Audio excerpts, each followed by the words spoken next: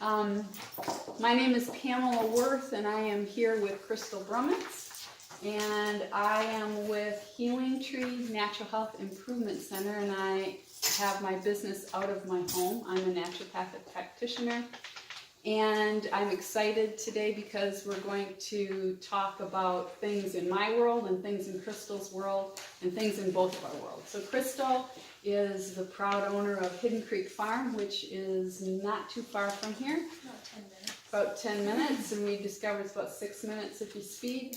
So, yeah. So how many of you are familiar with Hidden Creek Farm? Raise your hand. How many of you have never heard of it before? Yay, good. Good. Glad to hear that. It's a wonderful farm on River Road with happy animals and happy owners. Most of the time. Right? Yeah. So with that, I would like to get started. You have a paper in front of you. If you haven't already, I would like you to turn to probably the second page. And it should say something about a couple of complaints. If you have any complaints about your own life, not your husband, your wife, or your mortgage, but it's about your health.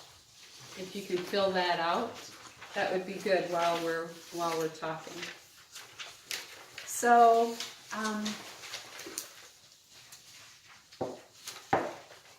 tonight we're going to talk about joint pain and fatigue, and I want to make it so everybody can see, so I'm just going to push this over just a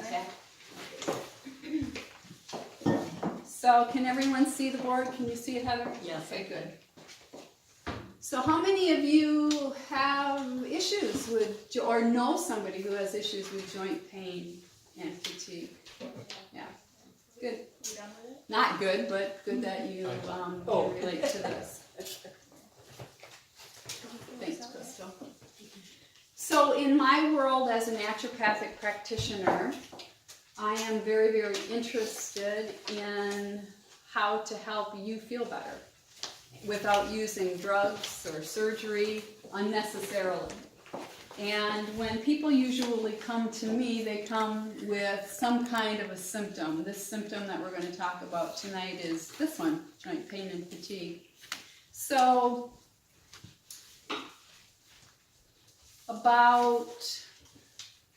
I think in my research it said almost 47% of Americans suffer from joint pain, some form of joint pain, and 1 in 4 children actually suffer from some form of joint pain. That's a lot.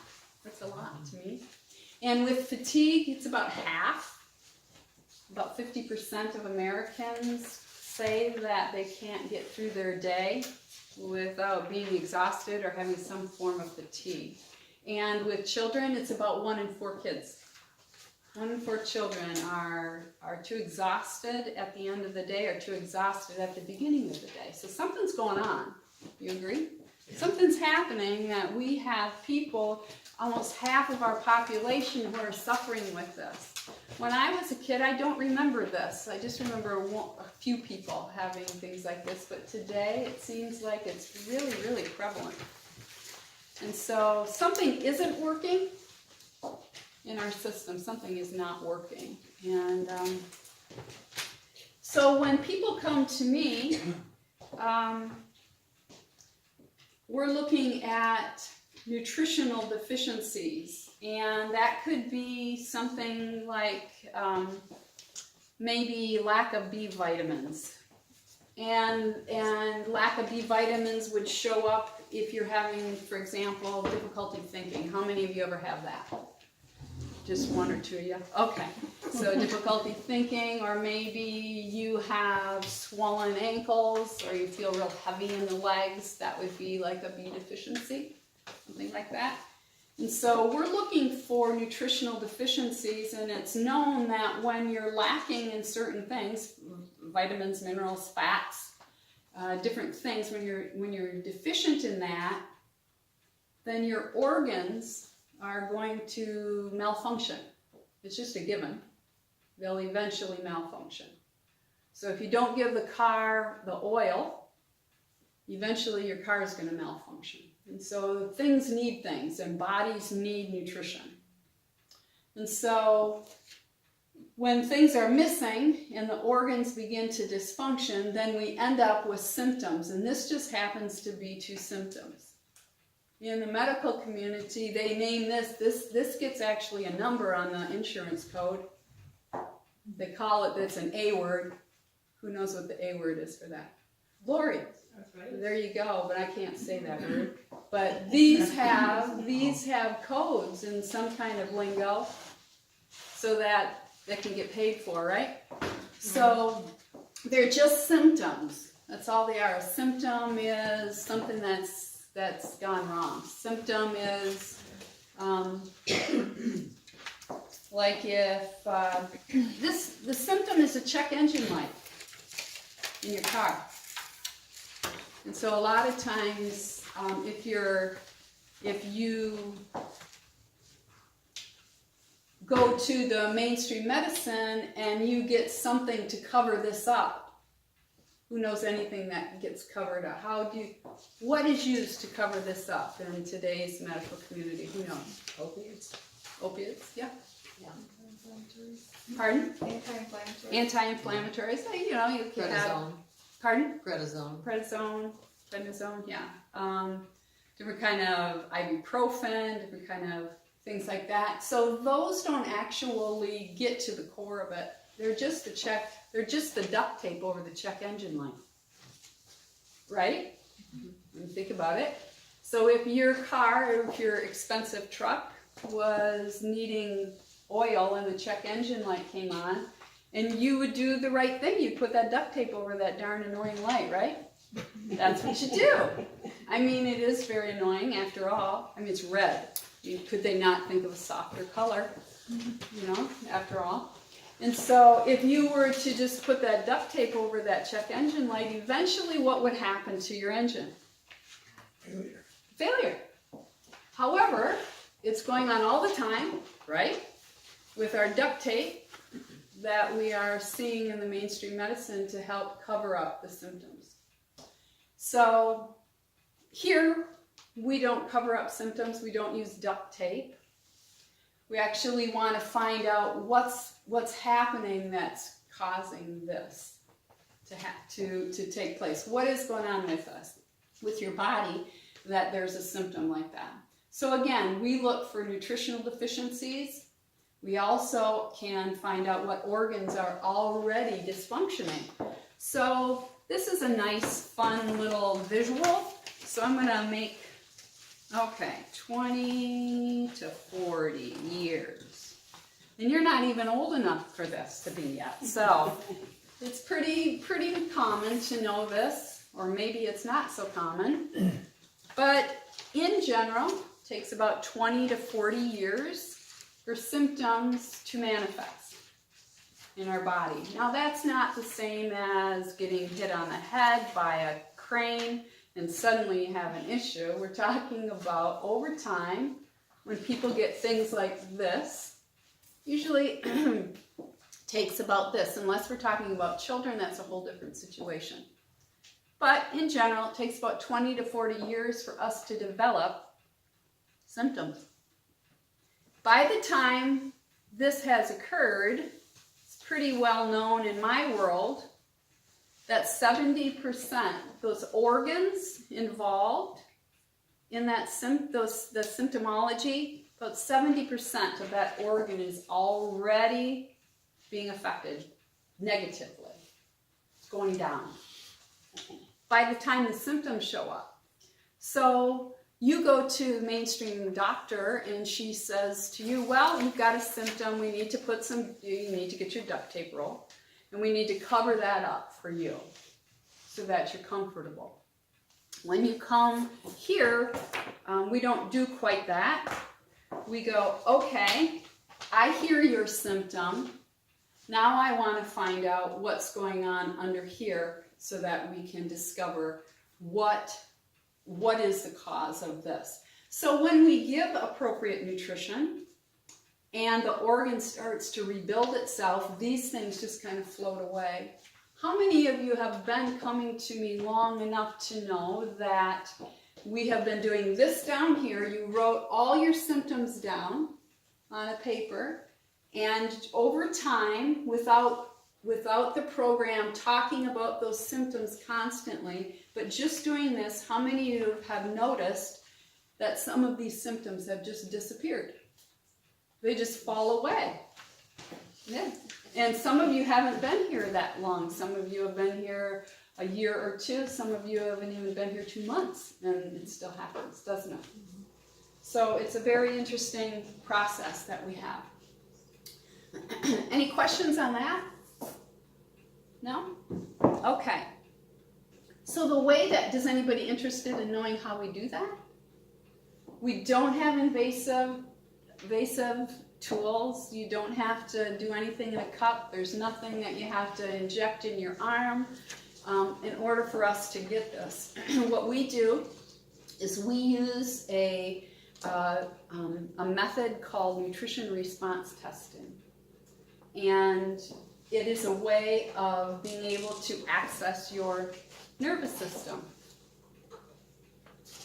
Your nervous system is your brain and your spinal cord. So how many of you ever took your kids to the pediatrician? Some of you have taken your kids to the pediatrician. Pediatrician said, okay, let's check Johnny's reflexes. So he gets out his little hammer and goes like this, and the knee goes, and everybody's excited or happy or whatever, because that apparently worked. Right? Nobody quite knows why it worked or what he was actually doing, but it worked because nobody said anything other than great. So who knows what he was doing or she was doing? What was that doctor doing? Lori? The nervous system. Yeah, checking out the nervous system. And she was doing it by way of a reflex. So we do the same thing, and we use an arm. And can I borrow you, Crystal? I'll just use Crystal as a demonstrator. Okay, you good? Yeah. So if you stand right there. So the nervous system has a circuit, and it goes down your brain, down your spine, out your brain, down your spinal cord, out to all your organs, gets a message and goes back and tells your brain what's going on. It's a circuit. And so when the pediatrician was clicking on your child's kneecap or right below it, she was looking to make sure that the circuit was complete. That's all she was doing. She wanted to know if the message was getting from the brain down the spinal cord to the knee and back. So what we do is I am trying to find the circuit with her spinal cord and brain. And if it's a complete circuit, then I will have a locked muscle, just that simple. So if it is, it's nice and locked. And if there was no circuit, what would it look like? You go poof, down like that, and I go, oh, red light, we need to figure out what's going on. Just that simple. So then what I do after we get a lock, then I'm able to touch certain points, reflex points on your body with pretty good accuracy. And if I were to put a pressure on that organ or that area, if that organ is too stressed, if there's no circuit between that and the brain, or if it's too stressed and I press on it, down the arm goes. I know it just like that. And if it's not strengthened, if it's weak, we have this really cool farm. It's not Hidden Creek, wished it was, but we have this really cool farm up in Wisconsin, and they have topsoil about this deep. That's pretty good topsoil. Wow. Right? It's about that deep of topsoil.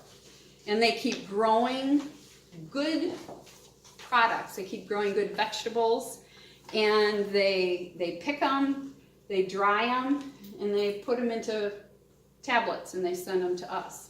So when your body needs maybe what comes in carrots, you can either order a truckload of carrots from Crystal, which would be fine, she'd like that. Or you can just get a few of these because it's so condensed. The nutrition is so condensed. Okay? So if this works and her body wants it and we have her hold it, it will lock. And if her body doesn't like it and I give it to her and her body doesn't like it, that circuit will be broken. And so it's that simple. It's just like what your pediatrician did to your child. Thank you. And so I work with whole food because that's what your body recognizes. That's all your body recognizes is whole food. And so I want to just look at my notes here so that I can make sure that... All right, so I think majority of you raised your hand when it came to asking who had joint pain and fatigue. Yeah.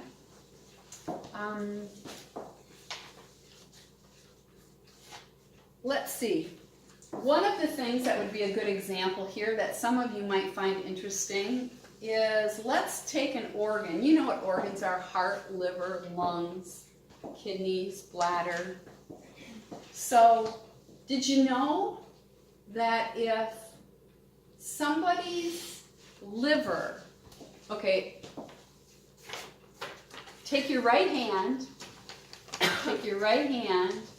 find your rib cage, the bottom of your rib cage, and when you cup that, right there is your liver. There's your liver.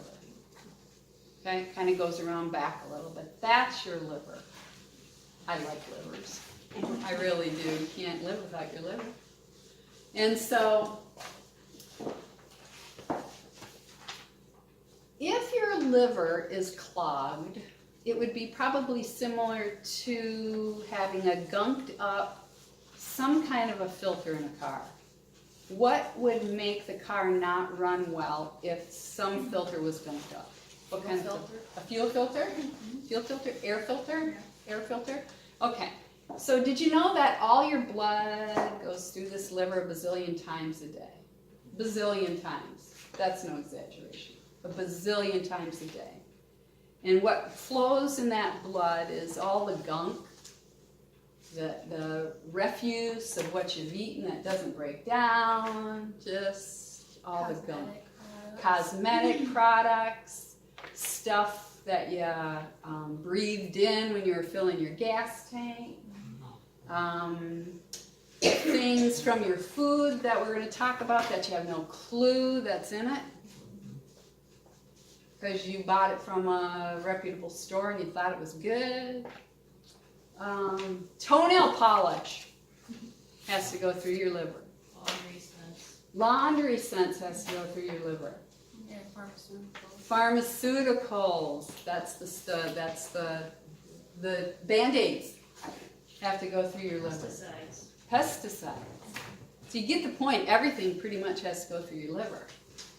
So there it is, day in and day out, putting the blood through your liver, cleaning it out, and eventually, pretty much, most of our livers today actually get a little sticky and gunky from all that stuff.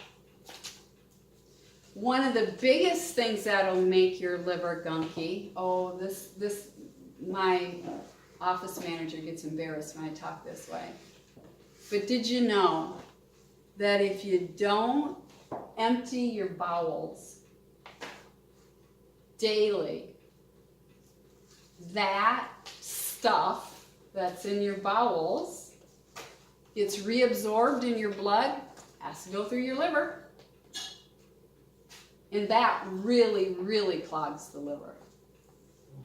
Big time.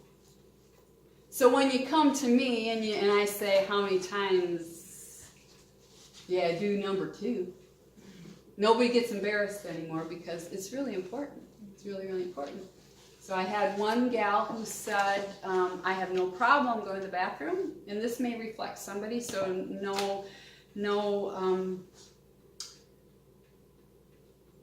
no finger pointing on my part. I just want to bring it forward that I had one gal who said, I have no problem with bowel movements. And I says, great, how many times do you go a day? And she kind of stopped and she said, what? I said, how many times do you go to the bathroom a day? She goes, well, I go about every 6 days on the clock. And that may be something that's happening with somebody here, I don't know. But what happens with that is, I need you to understand what that does, because that has a lot to do with this. A lot to do with it. So I'll give the example that my office manager hates, because I love it. Okay, every one of you women have worn nylon stockings or are familiar with nylon stockings. All right, so I want you to picture in your mind taking a nylon stocking, and I want you to stuff it with clay. Let's stuff that nylon stocking with clay. If you really want to be truthful, we're stuffing it with the other stuff, okay? But we're going to stuff it with clay, just to be clean, okay? So we stuff that nylon stocking with clay, and it goes around and around, and then it goes around and around again, right? And that's filled with clay. But it's not, well, it could be. So then we get a little liquid going in there, and how many of you have seen a clay yard, a puddle with clay in it? It kind of, the clay seeps out. You guys have all seen that? You know, so murky, gets murky. That's actually what happens to that stocking. That's your intestines, right? Y'all know what I'm talking about, your large and small intestine. And so when that is full of poo, then that will eventually get reabsorbed out and touch the organs it's closest to. Those are reproductive organs. That's your stomach right there. You have your pancreas, you have your kidneys, and that literally seeps out into those organs. I remember reading with Dr. Richard Schultz. He was saying that that's one of the biggest promoter causes of the C word, which you can't use. Everybody know that C word? Mm-hmm. Yeah. Of that toxic chemicals, toxic waste going out. So what the dickens does that have to do with this? Everything. Has everything to do with that. So my liver right here has to clean all that out, and when it gets too clogged, it can't clean it out anymore, and pretty soon your body becomes similar to, I don't want to say it, but similar to a sludge cesspool. And pretty soon, your body starts acting up and saying, whoa, we don't want this stuff in us anymore. And then we have the autoimmune thing happening with different things coming in that your body doesn't even recognize. And then we have joint aches and pains happening. We have crystals forming because of stuff going on. And of course, you're going to get extremely fatigued. That's just one example of what causes this. Another example would be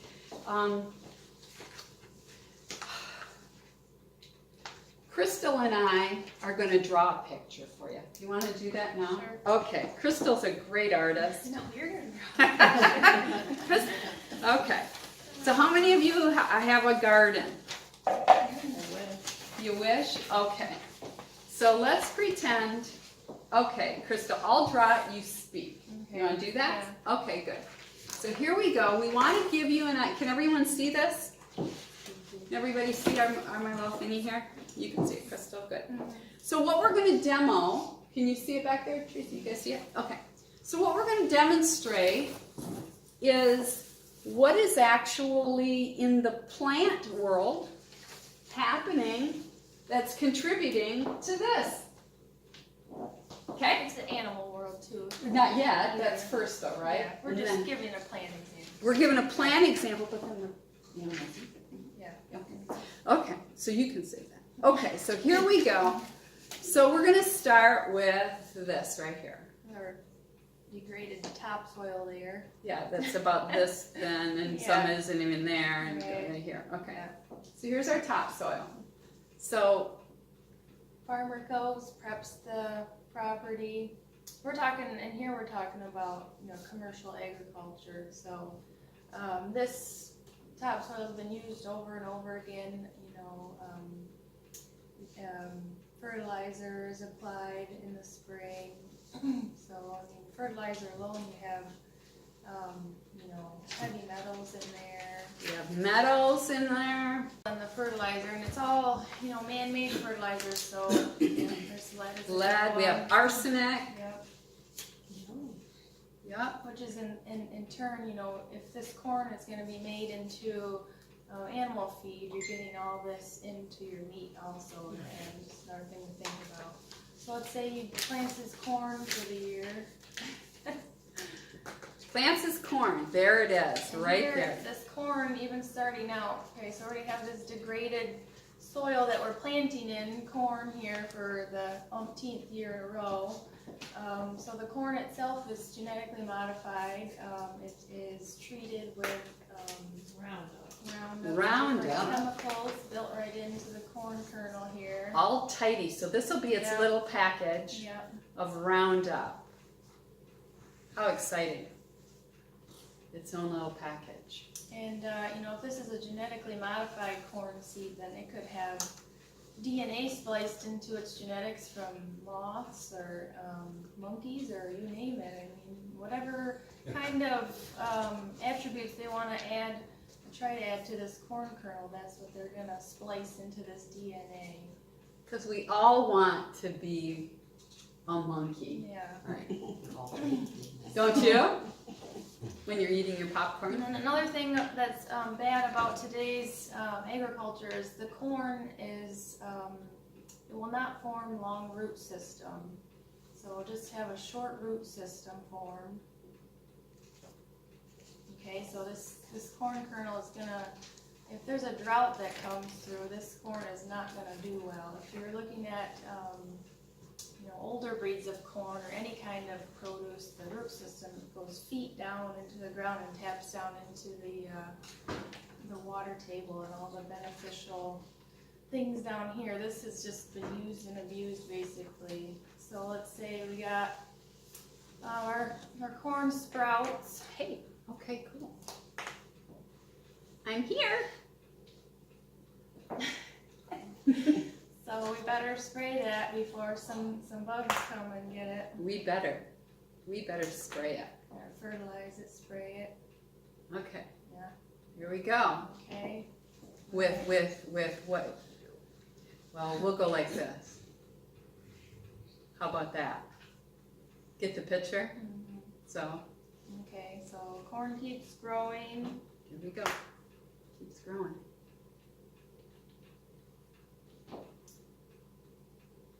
Let's say this corn is tasseling. Okay. It's getting close to harvest time. Well, let's say some bees come along and they want to get some of that pollen off that corn. Now what? They're going to take all these pesticides and herbicides sprayed on this corn, and they're going to bring it to maybe your garden.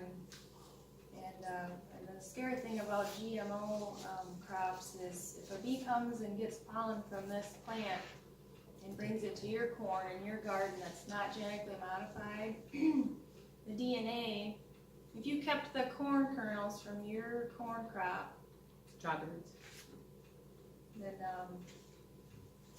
the pollen from this corn will contaminate and change the DNA of your corn. So if you kept the seeds from your corn, they would not be authentic the next year. They would be modified. Just from that bee. Yes. Wow. Carrying That contaminated because pollen. pollen is like the egg, the DNA. That's how plants mate and they form. So if you think about that. I never did. Yeah. Yeah, so that's what's scary about, you know, genetically modified anything, like even grasses. They can transfer to wild grasses. I mean, you name it. Sunflowers now, papayas. So scary stuff, and your body's not going to recognize any of this DNA. You know, they're not going to recognize, you know, the moth DNA or the monkey DNA, or maybe it's like a different fungus or a bacteria that they put in there to help, like when corn beetles go to eat that corn, they have BT in there so it it bursts their stomach open. That's right, they do. Yeah.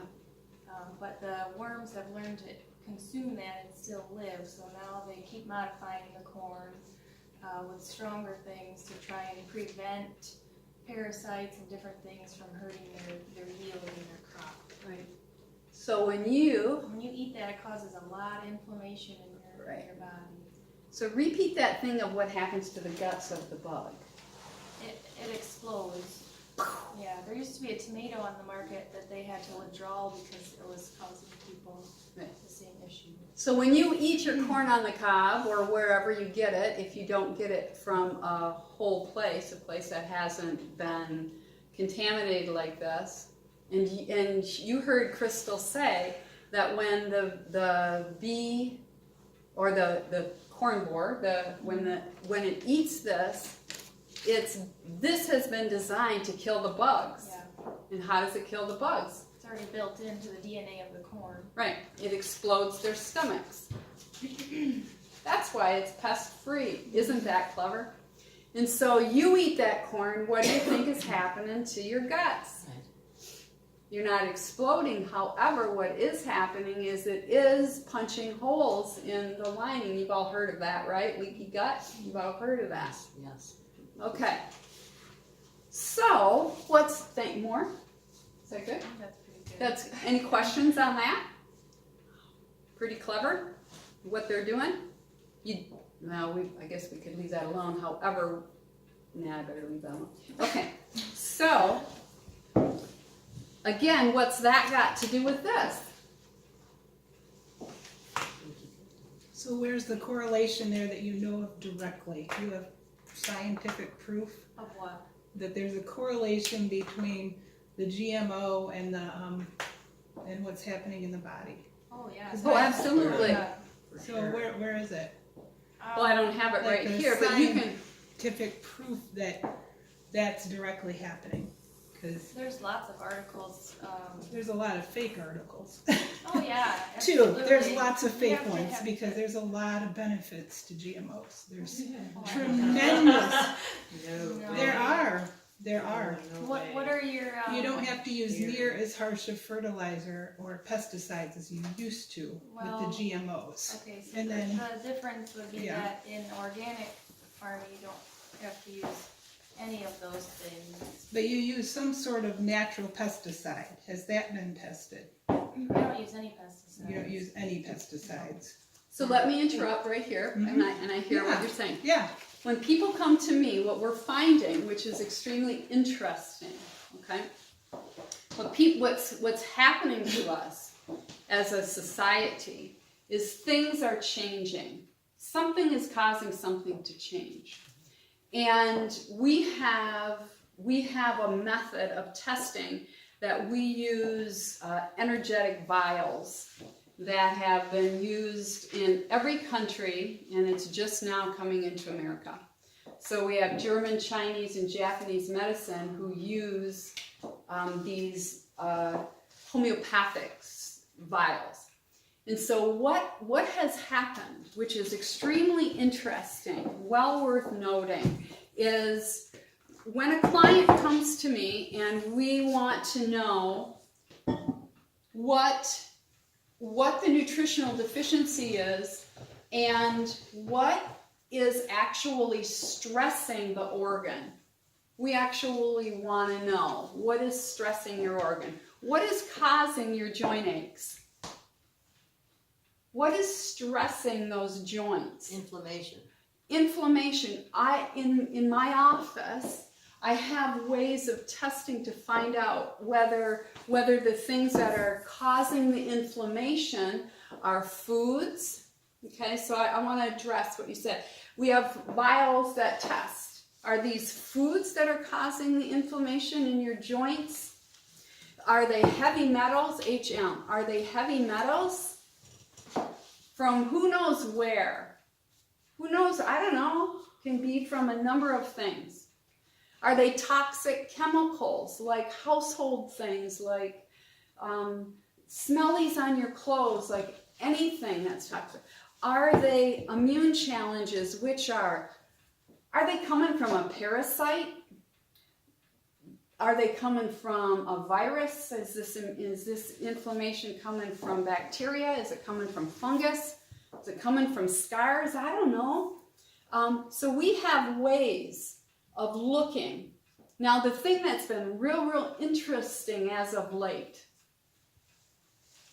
is and the vials look like this, guys. Here's my case, and there's a bazillion vials that I can test you with, okay? My clients recognize that silly drawing.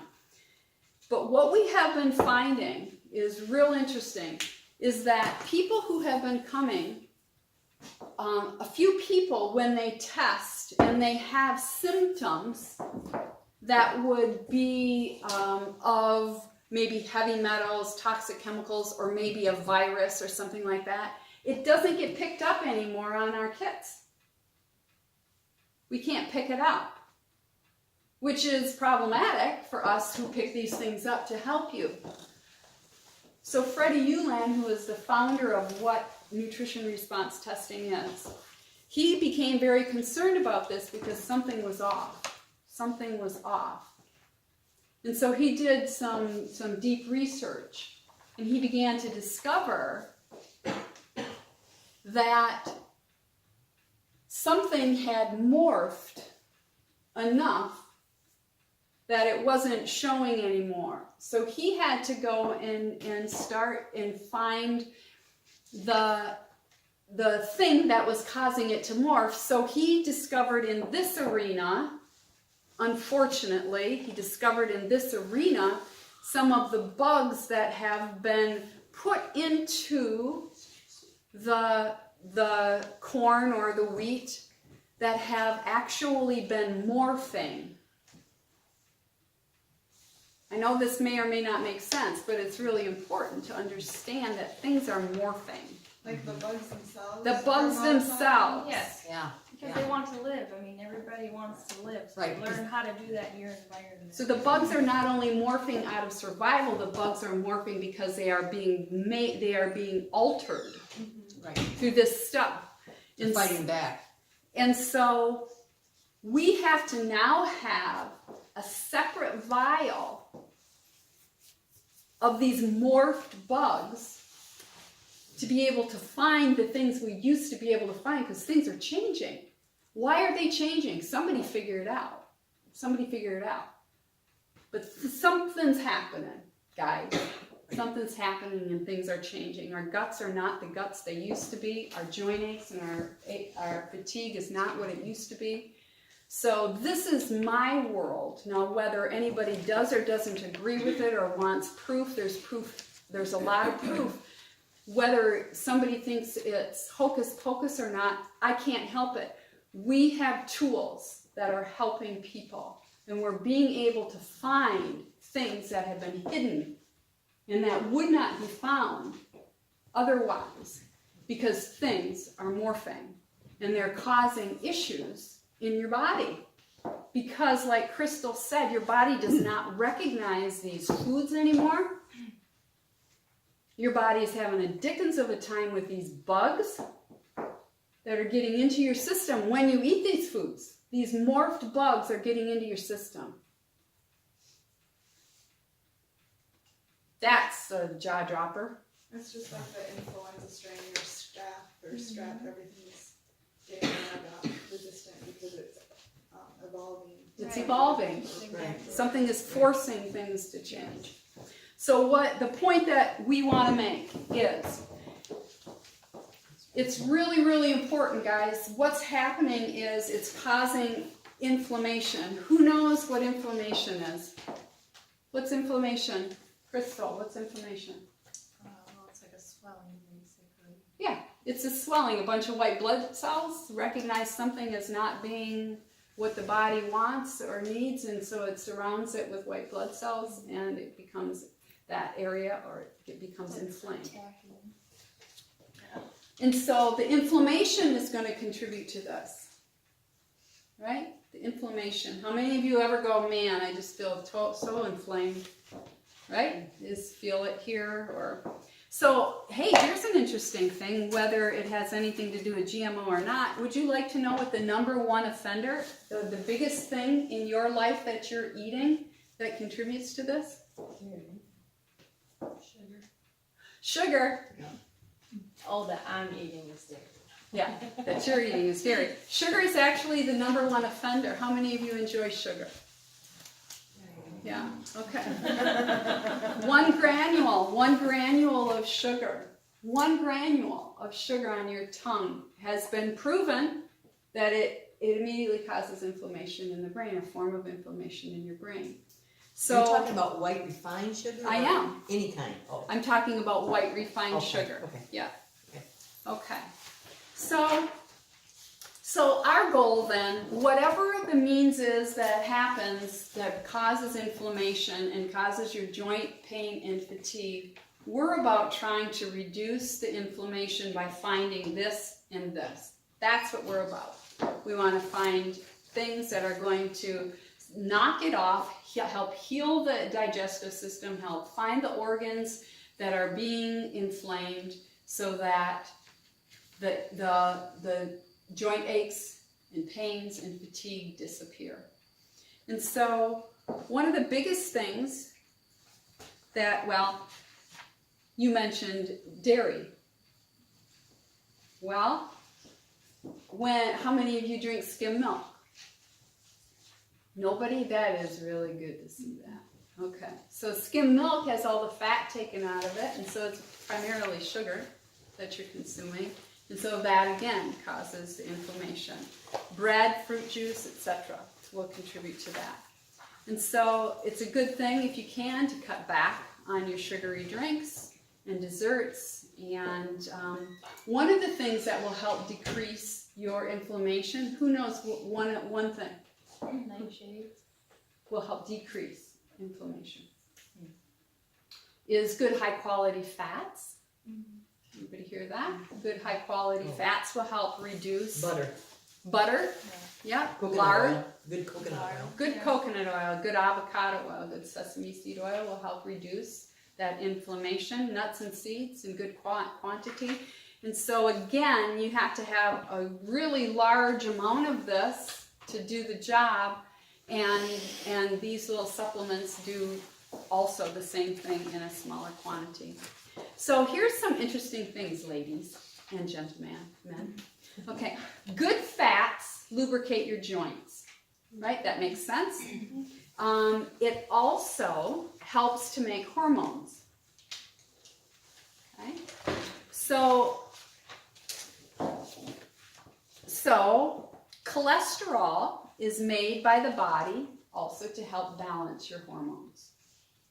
How many of you have ever heard about trying to reduce your cholesterol? Anybody hear that? Is that the latest thing?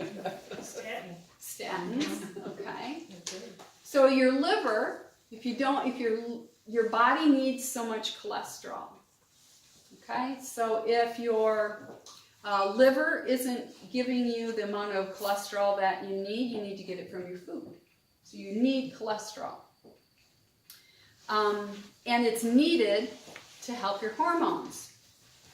If you don't have enough cholesterol from your diet, then what's going to happen to your hormones? If you don't have enough cholesterol in your diet, what will happen to your hormones? They'll be way out of balance. So your cholesterol helps balance your hormones, helps make your hormones. So diets low in cholesterol will actually disrupt your hormones. Why does that matter? How many of you have thyroid issues? Okay, that's one of one of the things that happens when your cholesterol is low is that your women have thyroid problems. Men have low testosterone count when their hormones are low. So we need good fats. We need good fats for joint pain. We need good fats for not having joint pain. We need good fats so that you don't feel fatigued. We need good fats to exist. Not margarine. Not margarine. Margarine isn't a good fat. Okay. So,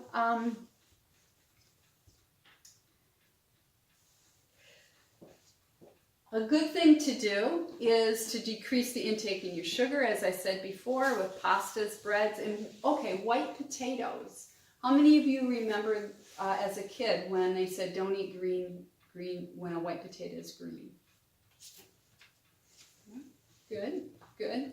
That will guarantee pretty much that if you are susceptible to joint pain, if you consume your potatoes when they have green on them, that will contribute to joint pain. How many of you drink diet soda? Wow, okay. So diet soda, the artificial sweetener, will contribute to joint pain. So I had a client who got off their diet soda for a while. They were suffering joint pain. They were doing great. So because they were doing great, they went back on their diet soda. And they came back with severe joint pain. So it does contribute to that. So we want to increase our quality fats. We want to increase our water. We want to increase our vegetables. And we want to make sure that the food that we're eating does not contribute to our liver and our body having to clean it out. So listen, when you come to me, ladies and gentlemen, I'm looking to clean the toxins out of you so that your joints don't hurt anymore. Did you hear what I'm doing? We look to clean the stuff out of you so your joints don't hurt anymore. You go to the grocery and you buy food that's filled with toxins that go right back into your system. Then you come to me and I get the toxins out of your system so your joints don't hurt. What would make sense? Eat whole foods. Eat better food and come to me so we can get this stuff out of you once and for all, right? And so if a person were to do things that would decrease their inflammation, which includes eating good quality fats and eating foods, if you had good meat that was grass-fed, if she had good meat that was grass-fed, then there would be pretty much guaranteed no inflammation in your body. Because there's no toxins and there's no disruption in your gut for white blood cells to erupt or to come out. So if she were to grow crops that didn't have this stuff on it, then you could eat that and it wouldn't get into your system and pull your system down and cause inflammation. If she grew that. And fortunately, I think she does. So in our neighborhood, I know there are a lot of farms that we can go to. This happens to be a farm that's not too far away for us local people. And she grows wonderful, tasty crops. She has, I don't know if anybody's been on the Facebook page. I try to always post her things because she has the cutest animals, right? And they're loved dearly. And she's going to even explain what's the difference between a well-loved animal and an animal that doesn't receive any kind of attention or its life taken in a certain way. She's going to mention what actually happens to that meat, which is interesting if anybody ever thinks about that. And so before that, I want to do one last thing before I turn it over to Crystal. I want you to look back at your paper that you had. I asked you to fill out the paper, and how many of you wrote something down, maybe some symptoms that you're experiencing? I think it asked for, you did? You wrote down some things. Okay.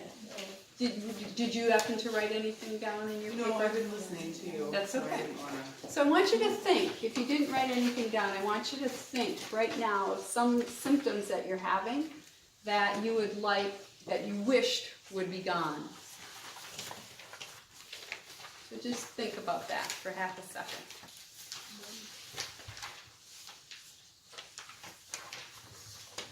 And so now I'm going to ask you to look at that list, or think in your head,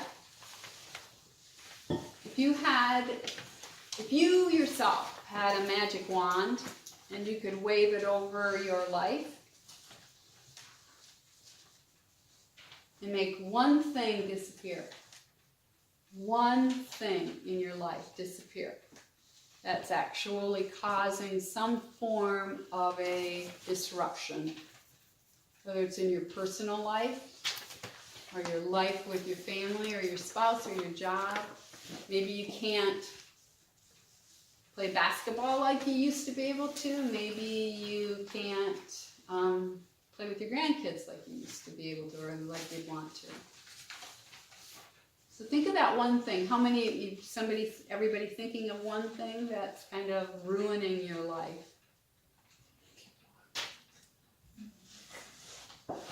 Right?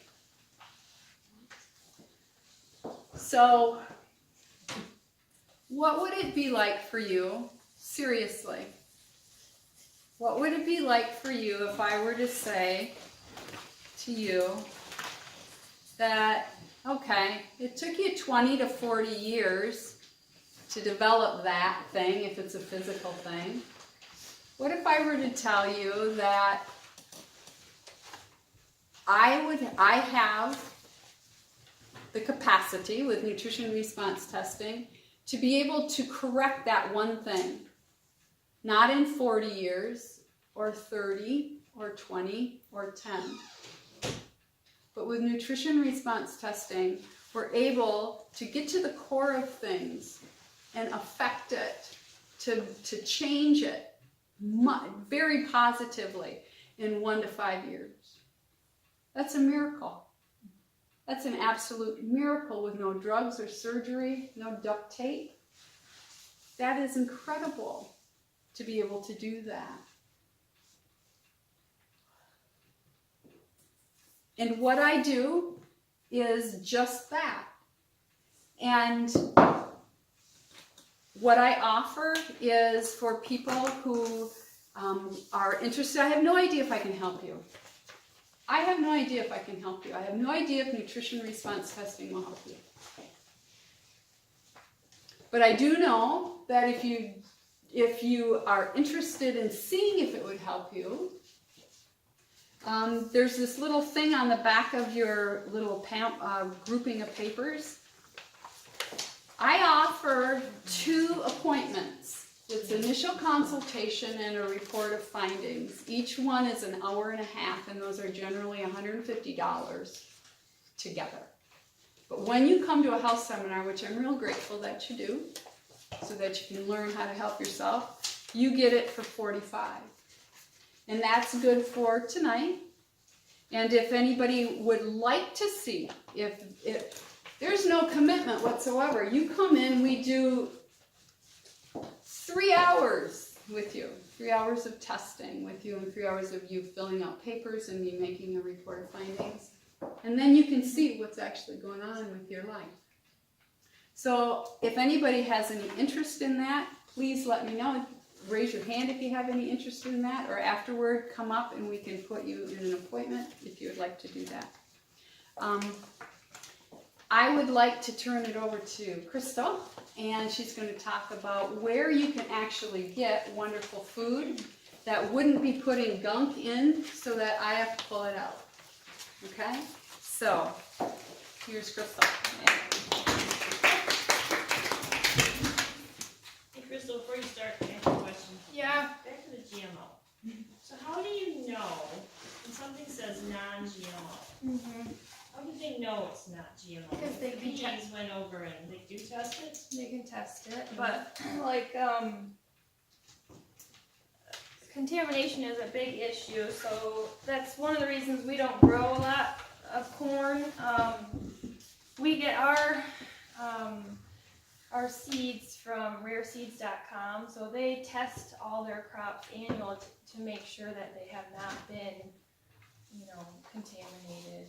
That's why they only offer certain varieties of corn, because a lot of their other corn crops have been contaminated too much, so they don't offer them Like, even at the store, like you go to the store and buy something, it says non-GMO, so they tested that then, so it's, Well, you just assume that maybe it's tested? I guess the only way you could guarantee it would be to buy things that don't have any like rival genetically modified.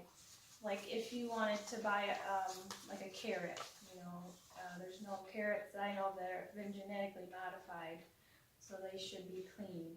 But if you're talking like corn and soybeans and stuff like that, it's highly likely that I it's, understand that, yeah, I understand those. yeah, I mean, you see that label all the time. yeah, well, they want you to buy their seeds, Right. yeah. Would it even, I mean, even if they test things like breakfast cereals in the store that say they're non-GMO, certain brands have been found to have high levels of genetically modified, you know, material in the cereal. So, best thing you can do, like I say, is grow your own food if you can. Know somebody that grows it. Do a lot of research on different things that you can grow that won't have chance of being, you know, contaminated. So that'd be my advice. And have a practitioner so you can get this stuff out. Oh, Yeah. All right? Serious. Did I answer your question? Yeah, it's just, you know, it's scary because, like you say, it's the insects that bring it from one to another. Or the wind. The wind. Yeah. I mean, it's a natural thing. It's so hard to avoid it. Well, yeah, that's why it's scary because Yeah, it's if very you scary. don't want it, sometimes you don't have an option. I At know. some point, you won't have an option, I which know. is not right, which is scary, you know. So Extremely scary. yeah, they're talking about, you know, genetically modified lawns now. Could you imagine if all the perennial grasses and meadows were contaminated, and that's a scary thing. So perennial grasses, like real old perennial grasses, I mean, their root system is like just feet and feet into the ground. You know, if you look at people's lawns, I mean, root system would be about like that. So do you have a recommended book or website or something that you could go on and educate yourself on what you know? on what topics? What we're talking about, the GMO and There's lots of different things you can learn, you can experience yourself. I mean, a lot of what we've learned, we've experienced ourselves. That's why I know it to be true, because I've seen it. I've seen the differences. I've seen it happen. You know, so. But you have to really look into different companies and why they exist and what they're trying to accomplish. Who they're trying to help. Are they trying to help themselves, or are they trying to help you? You know, are they trying to line their pockets, or are they trying to actually do good things for people? That And are Weston A. Price has a lot of information. Yeah, Weston A. Price. Really good. Yeah, rareseeds.com is a good source for clean seeds. They have people that travel all over the world to find, you know, clean seeds, stuff that hasn't been hybrid or you know, no GMOs involved in any of their products. So there's a lot of different health benefits to older heritage breed things, heirloom breed produce.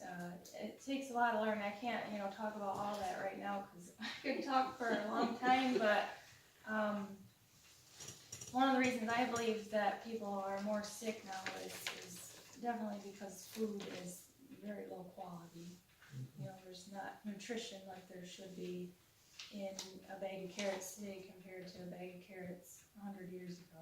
It's just not the same thing anymore. Everything has been developed more for money, you know, for faster turnarounds and higher yields, which is not necessary. You can still easily feed the world, you know, doing things the old way, but it's a lot more work to do it that way, so that's why it's not done that way. Yeah. Anybody else have a question or comment? Or? No? Okay.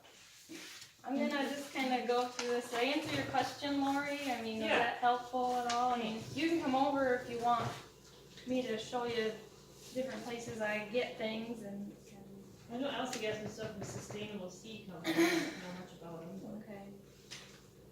I honestly never heard of that company. So, I just, like I say, I stick with Rare Seeds because I trust that company.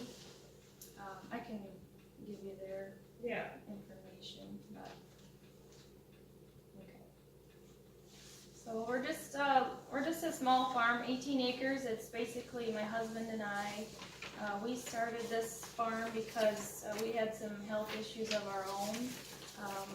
And we weren't necessarily like bedridden or anything, but you just, even at our young age, still had issues, you know, a lot of inflammation. If I look at a picture of my husband from 10 years ago, he looks like a different man today because he used to have, you know, just in the face especially, big cheeks, didn't have the jawline that he has now around the eyes, really puffy fingers.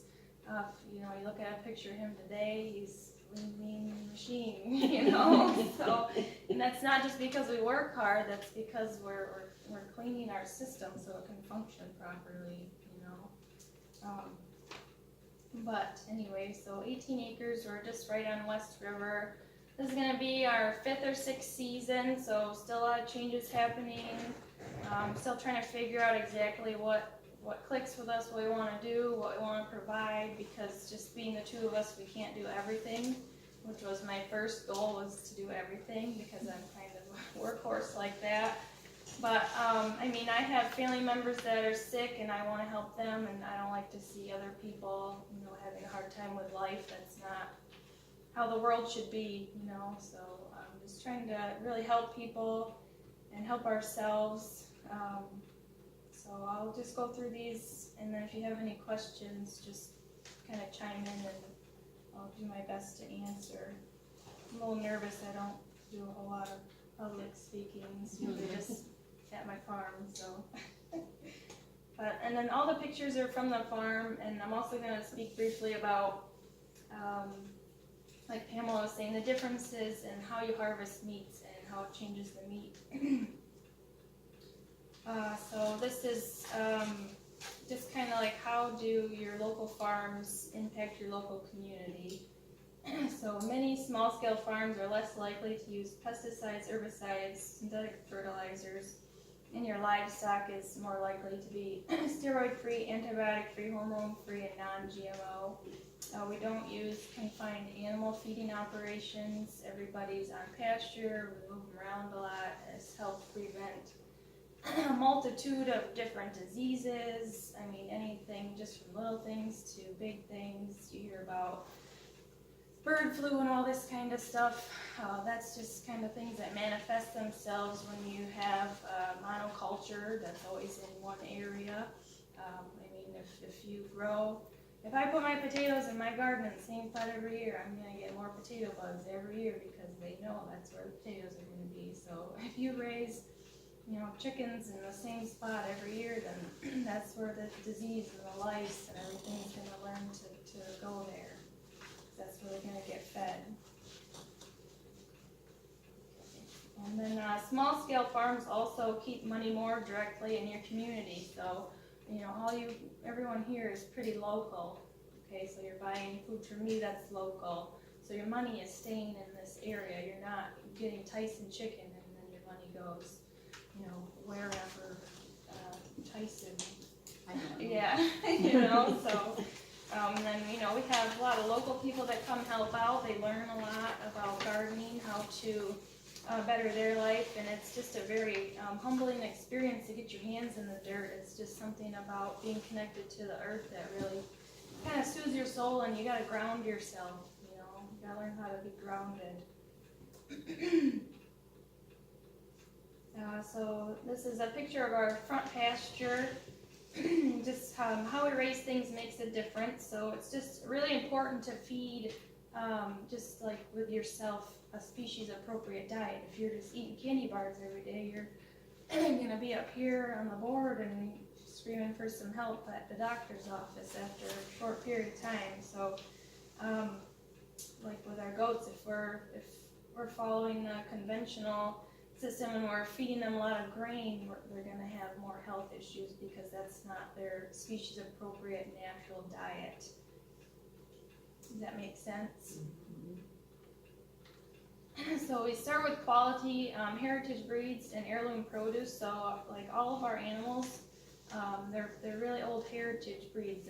They're meant to be tough, parasite resistant, disease resistant, good mothers, and high quality end products, which is very important. You get a lot more nutrients in the meat and in the vegetables this way for a variety of reasons.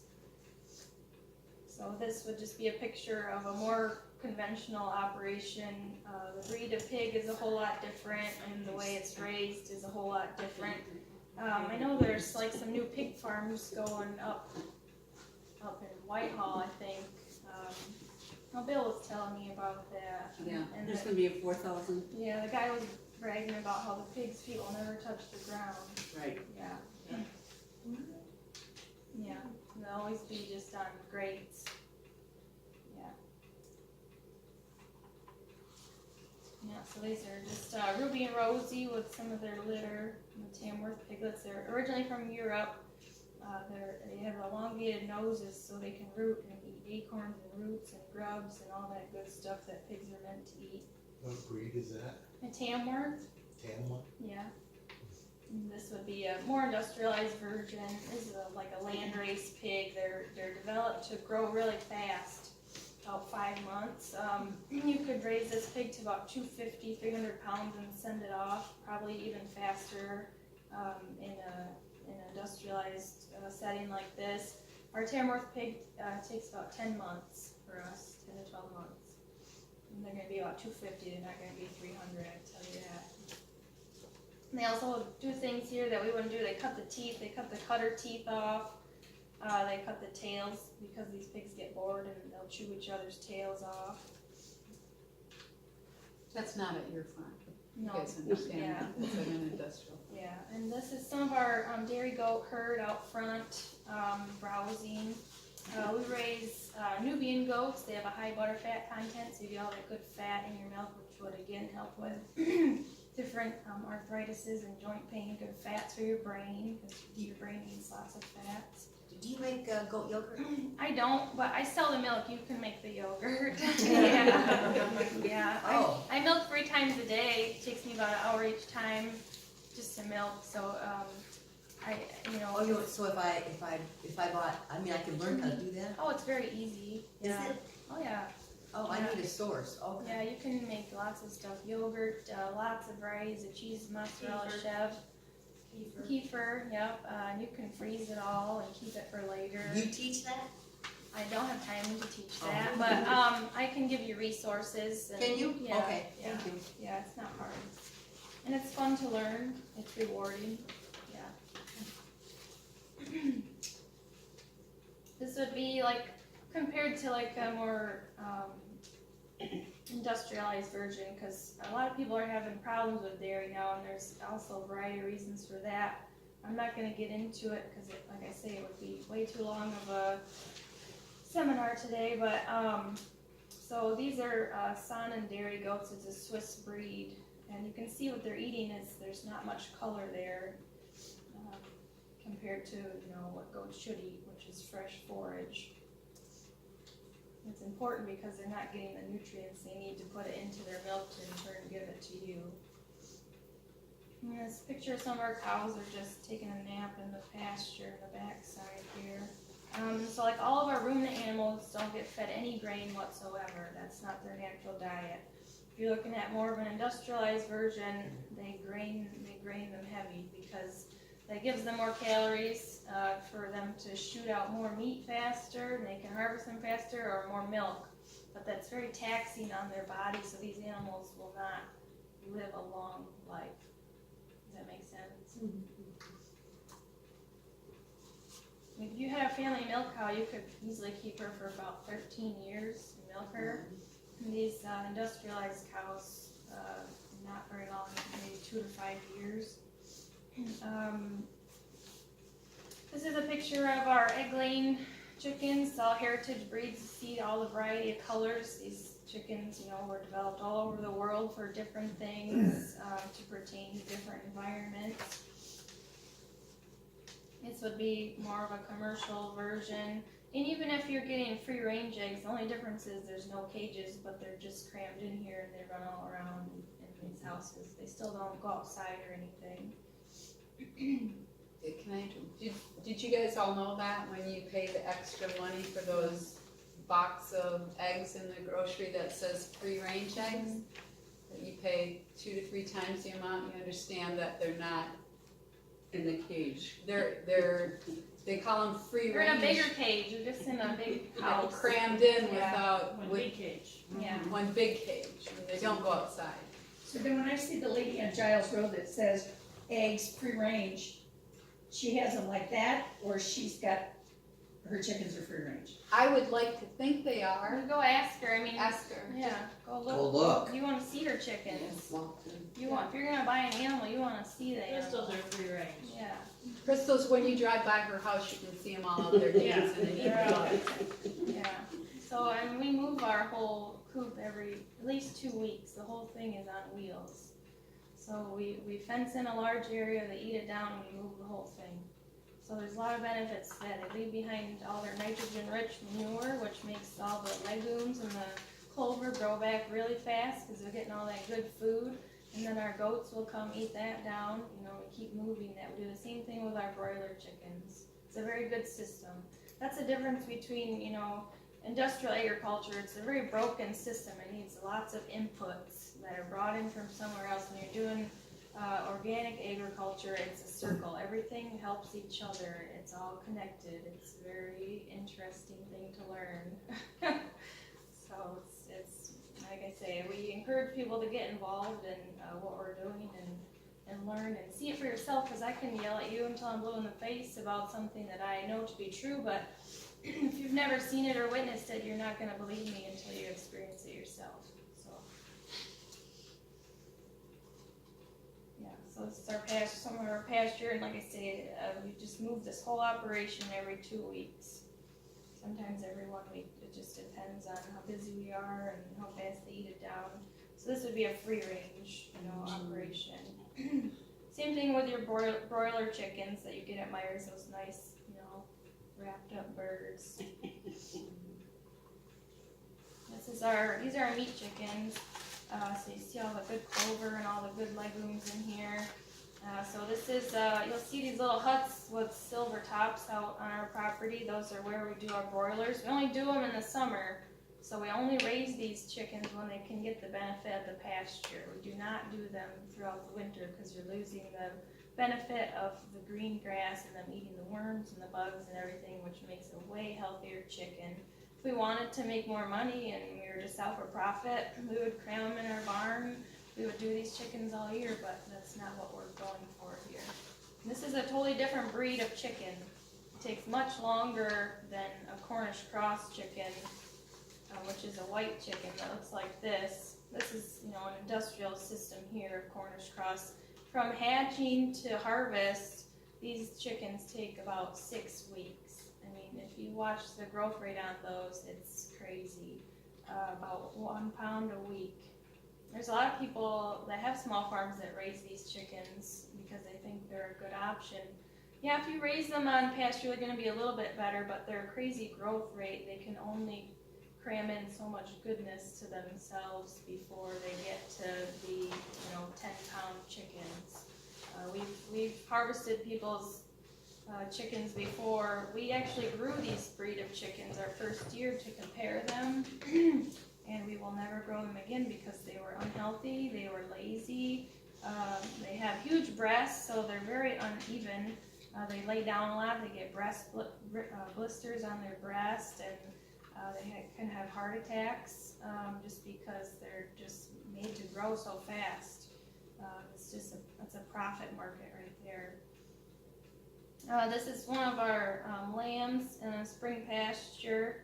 So lambs are grazers and goats are browsers. The difference is that the lambs prefer the grass and the goats do not. The goats want to eat all the weedy things in here and they want to chew on my fruit trees. They like brush. I mean, they'll eat briars. Watch them. I don't know how they do it, but they'll take the gnarliest briar and just eat it. It's amazing. So industrialized sheep. And like I say, they're totally different breeds here too, made to do different things. So these are some of our turkeys. Our turkeys are free-range turkeys. Once they get to a certain size, we let them out of their pens and they run around with all the sheep until they're ready for harvest. And we harvest everything on our farm, which is very important, and I'll get to why that's important later. This is turkeys in an industrial system. This is broad-breasted bronze. It's the same thing as the chickens. They're made to have very big breasts, get baked fast. Those famous butterball turkeys that you get for Thanksgiving. And they also clip off the front of the beak, if you can see that in this picture. They'll either burn it or clip it off so that they don't peck each other out of boredom. We have a little produce stand where you can get all kinds of stuff. You can contact us throughout the year and see what we have available. I don't have a picture, but we have a farm store. It's self-serve. You can drive up and get different things. That's where people pick up their milk share. I'm not sure what's going on with the computer here. Yeah, it's our pharmacy where you can get different products. It's right in our big blue barn. If you stop by, I would show you where it's at. And we have different events throughout the year. Some dinners that we've put on in the past. We'll get a little fancy. We do an ox roast every year. You can see the color of the fat on this beef is very yellow. That was a grass-fed cow that we harvested. It was very good beef. I'm not going to read this, but it talks about fat color and why it's important what you're getting from that yellow fat color. What is doing something funny, but and then I have some brochures and business cards. If you guys are interested, you can take one before you leave. Does anybody have any questions? I'm going to read this next, but I don't know if anybody has any questions. No. Okay, so I was talking about how we harvest all of our animals on our farm, on our property, why that's important. So if I wanted to transport our pigs to, so here's another thing. So if you wanted to order pig from us, you'd have to order a portion. It's not like Myers where you would go buy it by the cut. All that meat has to be USDA inspected. And all that basically is doing is looking at color and marbling of the meat. It doesn't test for anything. It's just a visual thing. Okay. So if we wanted to sell by the cut, we would have to load our pigs on a trailer, transfer them to a USDA facility, drop them off, and then they would call us when they're done, and we would pick them up. Number one, our pigs would be terrified to be loaded up on a trailer, transported, there's only like 2 or 3 USDA facilities that we could go to, and they're quite a drive from us, so it would be a drive. Then we drop them off. I don't know these people. I don't know how they're going to handle my animals that I've taken 10 to 12 months out of my life to raise. I don't know if I'm going to get my pig back. Things happen, mistakes are made. And I don't know how these animals are going to be dispatched. Are they going to be scared and stressed and cramped, and how this meat is going to be treated, after it's harvested. So, basically what I'm trying to say is when animals are stressed, all that adrenaline goes into the meat. Let me find let me read this to you for a minute. The key ingredient here is lactic acid. In an unstressed animal after death, muscle glycogen is converted into lactic acid, which helps keep meat tender, pink, and flavorful. Adrenaline released by stress before slaughter uses glycogen, which means there's not enough lactic acid produced post-mortem. This affects different kinds of meat in different ways, but in general, it'll be tough, tasteless, and high in pH, and will go bad quicker than unstressed meat. Lactic acid helps slow the growth of spoilage bacteria. So it makes an absolute difference how the animals are dispatched. Like I said, everything is harvested right on our farm. The animals themselves don't know they're going to die. There's definitely certain ways to do things right and certain ways to do things wrong. When we harvest our chickens, we encourage our customers to come. Lori's come, quite a few times, and she's gaining some confidence and thinking about getting her own chickens this year and doing it herself. Yeah, so, yeah, but we want to teach people how to do it because, when you're used to getting your meat on a little styrofoam tray, you're not very connected with it anymore. It's just a piece of meat on a styrofoam tray. Learn to pick pin feathers and respect that. Yeah. A lot more. Even if you're not killing anything, but you're cleaning it, you're helping us clean it like the chickens. It gives it a whole new full circle place in your mind than if you're just going to Myers and picking out your steak for the night or your hamburger. You know what I'm trying to say. And especially if you ever do have to kill anything, you have that knife in your hand and you're dispatching that animal. You really learn to appreciate what you're doing. And those animals are very loved. That's why we do that ourselves. That's why we do not transport them somewhere where there's a big question mark in our mind of, the end product or how they're going to be treated. Does that make sense? Yeah. Does anybody have any questions? No? No questions at all? No? Okay. Thank you. No. Thank you. Appreciate that. So, I think what Crystal does is quite beautiful. I was raised on a farm, and I value the life of an animal enough that you would be brave enough and willing enough to help take its life, which sounds cruel, but at the same time it's actually quite loving. It actually is. And she also has plants and eggs and milks, and so she appeals to the vegetarian in us or the meat eater in us or whatever.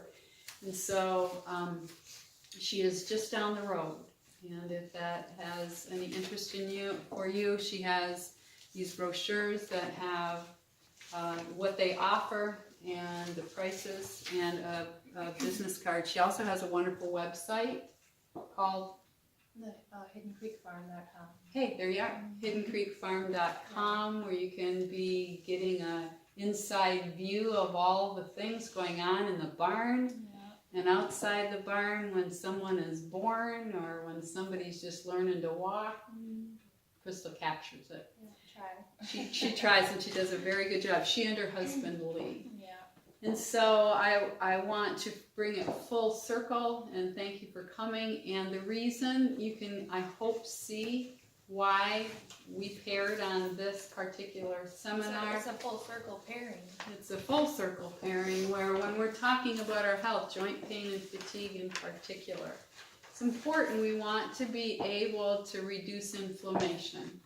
And so while a person is getting these things out of their body with a practitioner who does nutrition response testing, you can be eating well and not reintroducing that kind of inflammatory food into your life.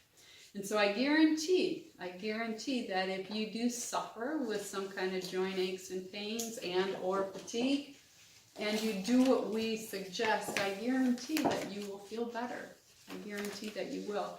And the last thing that I want to say is if you do have interest in getting this opportunity, please let me know. It's quite an opportunity for 3 hours. And there's no commitment beyond that. However, it would be great if you wanted to continue tonight. As a thank you for coming, I will give anybody who is interested, who's not a current client, I would be happy to give you a mini health check. You'll come back into my office and free of charge, I'll give you a mini health check and even see if you would qualify to even do the 3-hour thing.